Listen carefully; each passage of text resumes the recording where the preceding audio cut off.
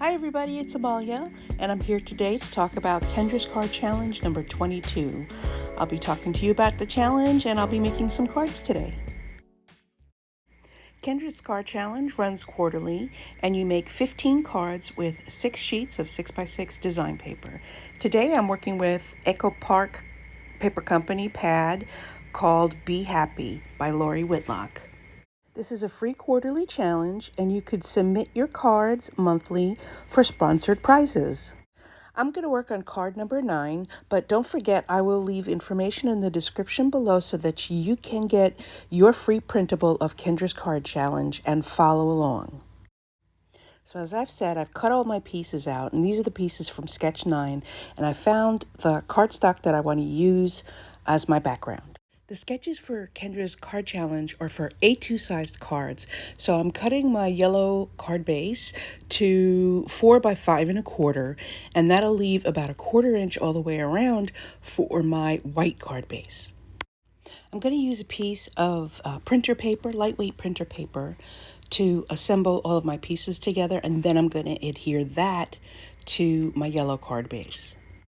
I have a piece of white paper on my desktop to work on, and I'm working with that white printer paper, so I grabbed a piece of yellow paper to work on top of so I could see the edges of my printer paper better.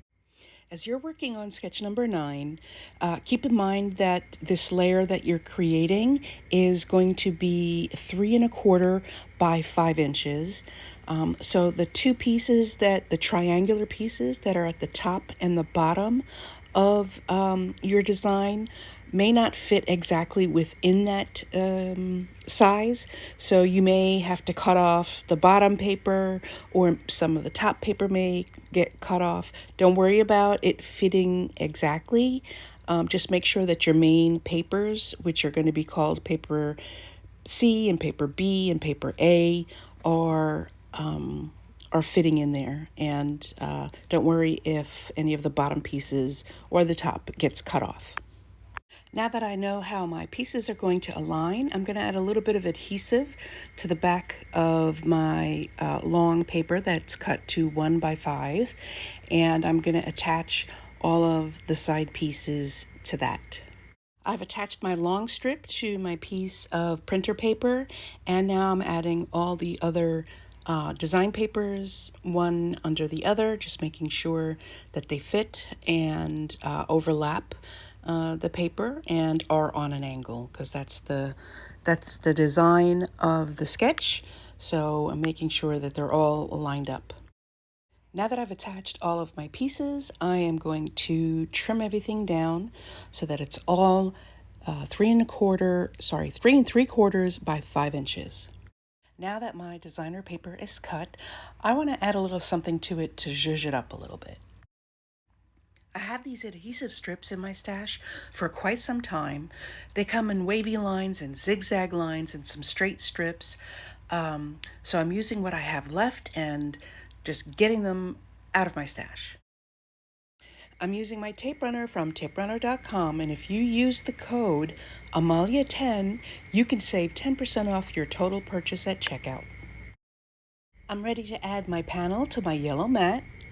And I love how the gold adhesive wavy lines look, and I think it really just sets off the whole design. But apparently I decided that wasn't enough and it needed more, so I added more all around the edge. The next step is to add the panel and mat to my card base, and my card is almost done.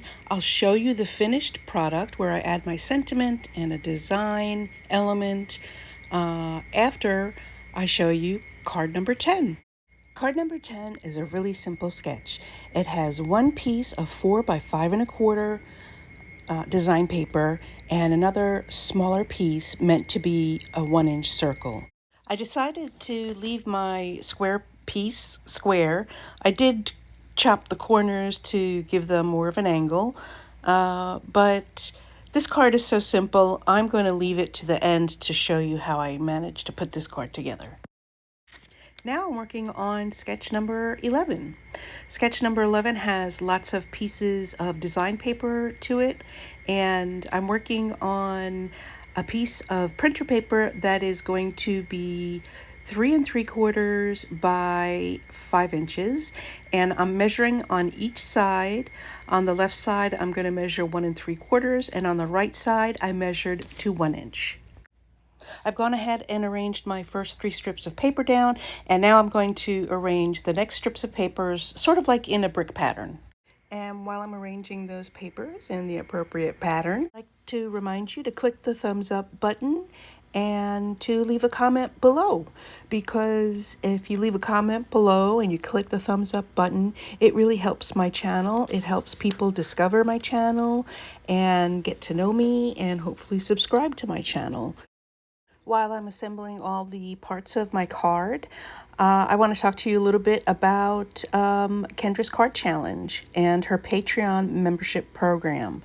So the way to get your free printable challenge file is to go to her Patreon page. And again, I will include all that information in the description below. And you can become a member for free, and that'll help you get the free file. But also, she has paid memberships where you can get additional perks. She sends me at least once a month a card kit where I can make 3 to 5 cards. They are fabulous and they always come together really well. And for some of the other levels of membership, there are benefits such as bonus printables every month, mystery card kits, which is what I get, and access to past challenges. So take a look at her Patreon page, and there's a table there that'll show you all the benefits of her membership at Patreon. I've added a little bird on a branch as an embellishment on my card, and I'm just adding some additional pearl dots on my sentiment, and that's my card. Here are all 3 cards, finished, fully embellished, fully with sentiments. This is card number 9. Here's card number 10. And here we have card number 11. As you can see, card number 9, I added a die cut embellishment and a rose and some leaves, as well as the sentiment. For card number, number 10, I added, I actually embossed the black panel and then added some hexagon shapes and a little bee vinyl sticker that I had in my stash. Here's a close-up. It's a hexagon folder, embossing folder. I think they came out great. I hope you like them too. These are some new supplies that I've been using, some old supplies as well. And that sentiment is from Not Too Shabby Shop. And the die that it's on is also from Not Too Shabby. And this sentiment is also from Not Too Shabby. Anyway, folks, I hope you enjoyed my cards. I hope you enjoyed this video. And please leave a comment below. I love hearing from you guys. Bye!